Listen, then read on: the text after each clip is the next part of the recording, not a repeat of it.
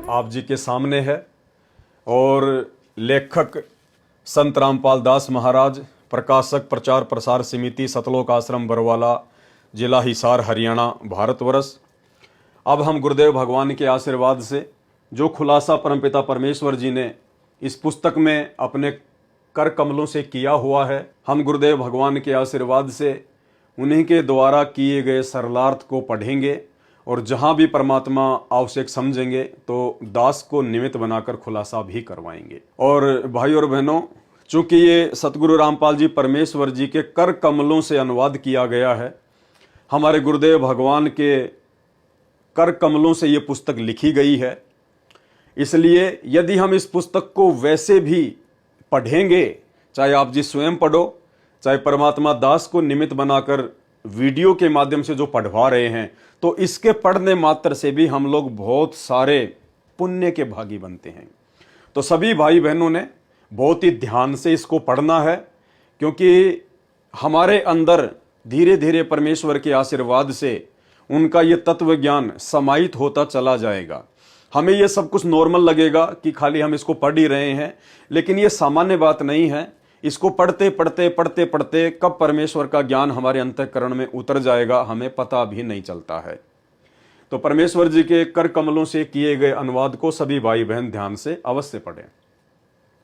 भूमिका: परमात्मा से सब होत है, बंदे से कुछ नाही, राई से पर्वत करे, पर्वत से फिर राई।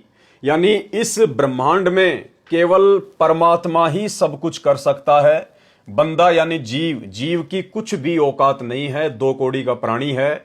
और बंदा, इंसान, जीव 21 ब्रह्मांड में काल से लेकर एक भिखारी तक सभी हैं। उसमें राजा महाराजा भी आ गए, 33 करोड़ देवी देवता भी आ गए, ब्रह्मा विष्णु महेश भी आ गए, दुर्गा और खुद ये काल भी आ गया।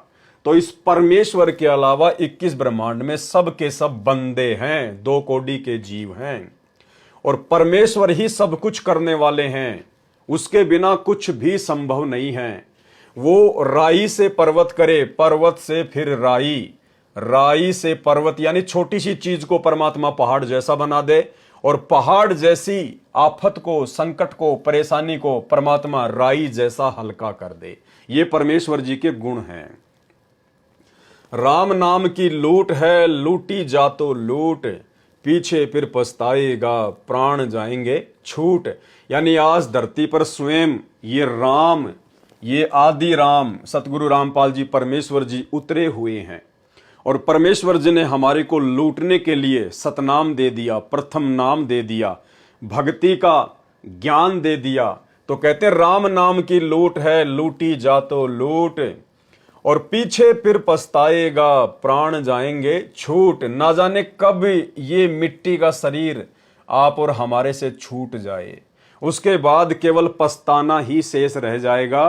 क्योंकि इस मिट्टी के शरीर से परमेश्वर ने केवल हमसे भक्ति करवानी है, अन्यथा इस मिट्टी के शरीर की कोई वैल्यू नहीं है, कोई कीमत नहीं है। इसकी कीमत केवल इसी में है कि हम परमेश्वर की भक्ति करके हम इस मिट्टी के शरीर से अपनी आत्मा का कल्याण करवा सकें। भक्ति बिना क्या होत है, भ्रम रहा संसार, रति कंचन पाया नहीं, रावण चलती बार। अब रावण से बड़ा तो कोई नहीं हो सकता। यहाँ पर रावण के पास में जितना धन था, जितनी संपदा थी, जितनी संपत्ति थी, जितने उसके ऐसो आराम थे, जितनी उसके पास में सिद्धियां थी, तो परमेश्वर ने रावण का उदाहरण देकर यह बताया कि रावण जैसे धन धान्य से परिपूर्ण और रावण जैसे रिद्धि सिद्धि से युक्त तुम लोग लाख जन्म भी नहीं हो सकते।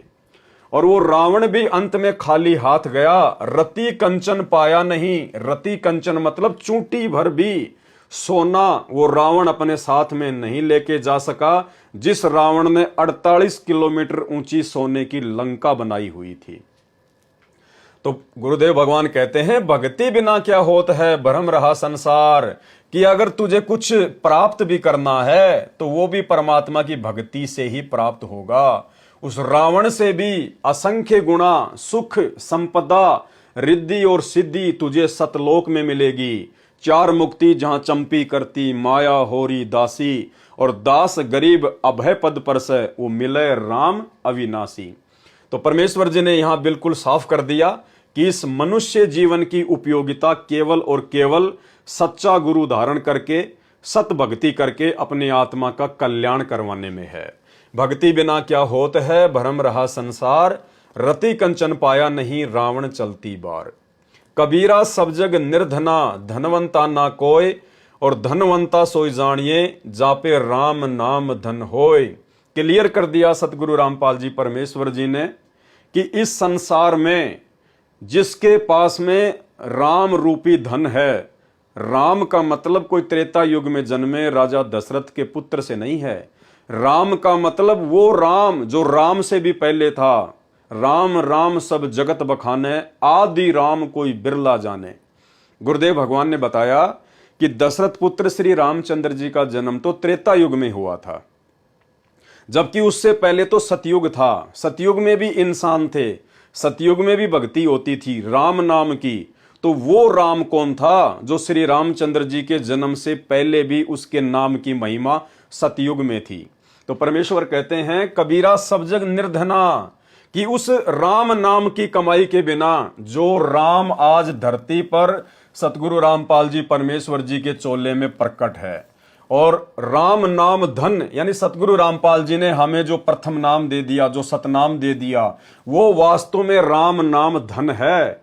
तो गुरुदेव कह रहे हैं कबीरा सब जग निर्धना, धनवंता ना कोई, और धनवंता सो जानिए, जा पे राम नाम धन होए।